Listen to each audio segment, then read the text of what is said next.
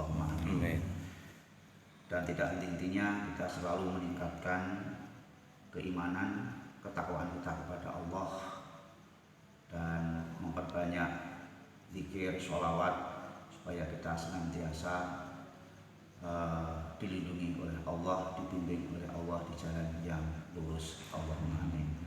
Hadirin wa hadirat jamaah salat subuh yang dirahmati Allah Subhanahu wa taala. Wonten kesempatan ingkang mubarakah menika kita akan membahas 4 macam hati manusia. Sebagaimana ingkang didhawuhaken wonten kitab Al-Kabair ingkang dikarang kalih Syekh Imam Abu Al-Hasan Muhammad Abdul Wahab. Rasulullah sallallahu alaihi wasallam dawuh bilih manah manusia, hati manusia walau wau wonten sekawan. Dan di dalam tubuh manusia itu ada segumpal darah. Apabila segumpal darah itu baik, maka akan baik pula perilakunya. Namun sebaliknya, manakala segumpal darah itu jelek, maka akan berpengaruh perilakunya juga akan ikut jelek, yaitu hati. Ala wa inna fil jasadi mudghatan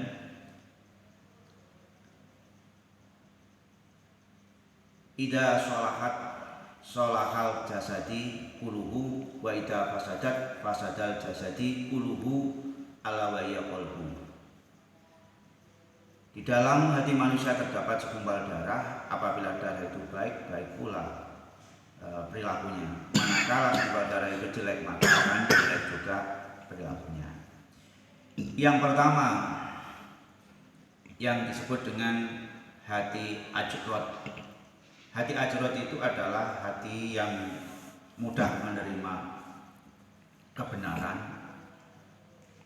mudah menerima kebaikan, sehingga tipe yang pertama ini yang dinamakan dengan hati ajrot di sini adalah selalu memiliki keimanan, ketakwaan yang kuat kepada Allah Subhanahu wa taala, dan selalu merasa berdosa, merasa takut apabila melakukan hal-hal yang dilarang oleh Allah atau melakukan hal-hal yang maksiat, dan selalu mudah menerima kebaikan. Itu yang disebut dengan hati ajrot. Kemudian yang kedua yang dinamakan dengan hati al-ghlab atau yang disebut dengan hati yang mati. Jadi ibaratnya kalau sudah banyak karatnya, banyak kotorannya, hatinya sudah mati, lebih keras daripada kerasnya batu atau besi atau baja. Jadi hati yang kedua ini, yang hati yang dinamakan dengan hati al-ghlab di sini, yaitu hati yang sudah berkarat. Kotorannya itu sudah terlalu banyak menumpuk sehingga dinasihati tidak dinasihati itu sama saja. Jadi saking banyaknya kotoran, saking keraknya ini sudah menumpuk, yang disebut dengan hati yang akhlak atau hati yang mati. Sebagaimana pada zaman Rasulullah kesulitan untuk berdakwah kepada orang-orang yang sudah tertutup hatinya. Kita mengenal dengan sebutan Abu Lahab, Abu Jahal, dan orang-orang kafirnya, orang kafir yang lainnya yang sudah tertutup hatinya. Kemudian yang ketiga yang dinamakan dengan hati mankus, hati yang terbalik atau hati yang munafik. Cirinya adalah bila berkata dia bohong, bila berjanji ia ingkari, bila dipercaya dia khianat. Inilah yang dinamakan dengan hati mankus.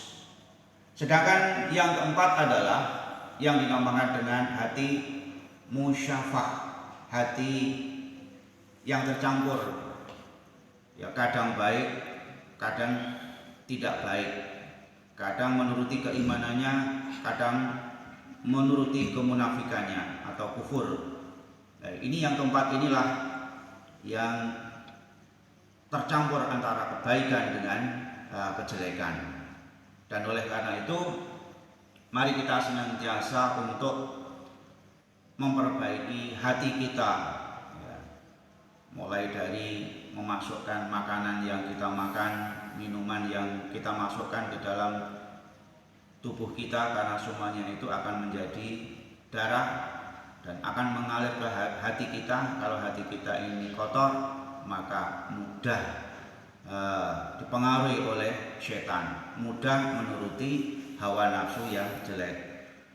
Tidak henti-hentinya bagaimana kita untuk membersihkan hati kita supaya hati kita itu menjadi hati yang baik, yaitu hati ajrod, yaitu tidak henti-hentinya, tidak bosan-bosannya, termasuk utamanya adalah sholat 5 waktu ini harus kita jalankan, zikir, wirid, membaca Al-Quran. Itulah diantara cara-cara untuk membersihkan hati kita, dan mudah-mudahan kita tergolong memiliki hati yang baik, hati yang mudah menerima kebenaran, kebaikan, dan akan menghantarkan kita semuanya, warga kita, yaitu mendapatkan kesuksesan, kebahagiaan, keselamatan di dini wa dunya wal akhirah. Amin ya rabbal alamin. Makatan materi pagi hari ini mudah-mudahan ada guna dan manfaatnya.